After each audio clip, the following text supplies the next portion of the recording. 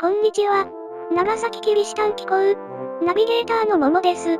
今回は西坂にある日本26世人記念館をご案内します。こちらが日本26世人記念館です。1962年の開館から48年となる2010年に全面リニューアルされ、耐震工事も行われました。建物の設計建築に当たったのは、前回ご紹介した今井健二です。今井が制作した壁画もご覧いただきたいのでまず外回りから見ていくことにしましょう。壁画の制作に用いられているのは、26世人が歩んだ京都から長崎までの道のりで焼かれた陶磁器片です。地形の関係上、正面から見ることができないのですがとても美しく見飽きませんね。今井が散りばめたキリスト教モチーフのデザインも素敵です。今井のデザインを見つけるチェックシートも記念館に用意されているのでデザイン探検をすることもできます。こちらはトマス小崎の肖像と彼が母に宛てて書いた手紙です。父親と一緒に長崎に向かっていく途中、母に手紙を書いたんですね。少し抜粋して読みます。神の御助けによってこの数行をしたためます。長崎で処刑されるためそこへ向かう神父と私たちは先頭に掲げた宣告文の通り24人です。私と父上ミゲルのことについてはご安心くださいますように。天国で近いうちにお会いできると思います。現世は儚いものですからパライソの永遠の幸せを失わぬように努めてくださいますように。人々からのどのようなことに対しても忍耐し大きな愛徳を持つようにしてください。秋の国三原の城から12番目の月の2日1597年1月19日。この手紙は広島で書かれましたが、誰にも託すことができなかったようで、手紙は処刑後父の懐から発見されました。トマス小崎と父ミゲル小崎は親子で26世人となりました。天国で会いましょうと書いた家族への思いが胸を打ちます。中庭のこちらはトマス金唾寺標絵像です。26世人ではなく、2008年に列服されたペトロキベト187殉教者の一人です。忍者のような、スーパーマンのような様々な伝説的エピソードが伝えられています。キリシタン時代のヒーローですね。1636年11月末に捕らえられて牢に入れられ1637年11月6日、他の信者と共に西坂で穴釣りにされ37歳で殉教しました。記念館入り口付近には聖ロレンソ・ルイスの像があります。この人も26世人ではありませんが、フィリピンで初めての殉教者で、西坂で殉教したからここに像が建てられたのでしょうね。トマス西と15殉教者の一人として、1987年に教皇ヨハネ・パウロ2世によって列聖されました。それでは中に入って参りましょう。記念館に入ると、玄関ホール正面に今井の石膏レリーフアルファオメガと題された作品があります。私はアルファであり、オメガであると新約聖書の黙示録にあり、アルファオメガはキリストを意味します。それを26の十字架が囲んでいるんですね。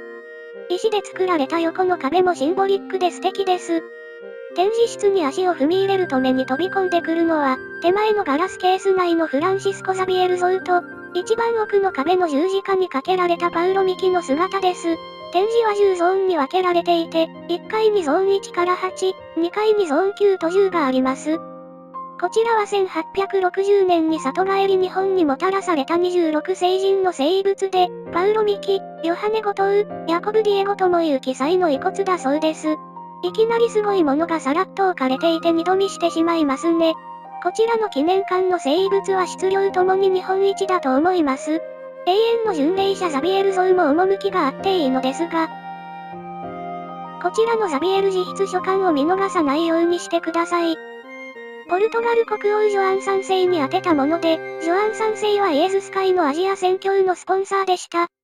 1546年5月の日付だから、ザビエルが日本に来る前のものですけれど、ザビエルの手で書かれた手紙があるなんて簡単してしまいます。他にも資料はたくさんあるんですけどキリがないので飛ばしますねペコリ。展示室の奥まで来てパウロ・ミキ像を見上げると、こんな風に十字架にかけられていたんだと実感が湧きます。パウロ・ミキは最後まで説教をしていたと言います。ここにおいでになるすべての人々よ、私の言うことをお聞きください。私はルソンのものではなくれっきとした日本人であってイエズス会のイルマンである。私は何の罪も犯さなかったがただ我が主イエス・キリストの教えを説いたから死ぬのである。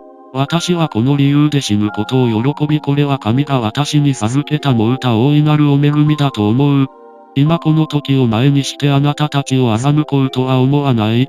人間の救いのためにキリシタンの道以外に他はないと断言し説明する。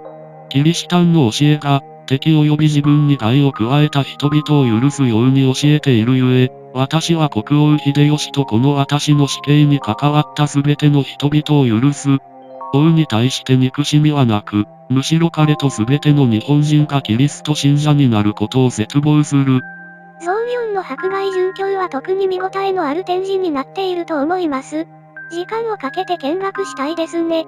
こちらは島原天草一揆で一揆軍が籠城した原城跡からの発掘品。玉のほか小さな十字架もありますね。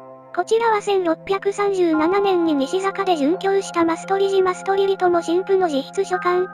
帰郷したフェレイラに信仰を取り戻させるため来日し、殉教しました。こちらは殉教者のシャツだそうです。次の展示ケースに目を向けると、中浦ジュリアン自筆書簡があります。天正剣王使節の一人として海を渡ってヨーロッパへと赴き、ローマ教皇に謁見した人ですね。世界を歩いたキリシタン中浦ジュリアン神父が殉教したのは1633年、ここ西坂ででした。本当に多くの宣教師やキリシタンがここから天国へと旅立っていったのですね。見るべきものが多い日本26聖人記念館ですが時間も長くなってきたので、最後に高山右近を紹介して前編を終わりにしようかと思います。右近はマニラで亡くなったので、西坂で殉教したのではありませんが、1614年長崎の福田港から国外追放されていきました。そしてその年の12月21日にマニラに着きましたが、港では祝砲が打ち上げられ、総督シルバや市民が大勢右近を出迎えました。総督らは1601年に出版された東方伝道師によって右近の人柄と功績を知っていたのです。右近はマニラ到着後45日目の1615年2月3日に63歳で死去しました。マニラ市では9日間にわたって葬儀を執り行ったということです。こちらの像は、船越康武が制作したものです。像と向き合うと、右近の精神性がすっと伝わってくる気がします。高山右近は2017年に列腹され副社となりました。列腹式は右近が領有した地に近い大阪城ホールで行われました。大名の地位よりも、信仰の方が尊いと思って選び異国の地で亡くなった高山右近。そんな日本人がいたことを覚えておきたいものですね。それでは今日はこの辺で、次回は潜伏キリシタンの展示を見て参ります。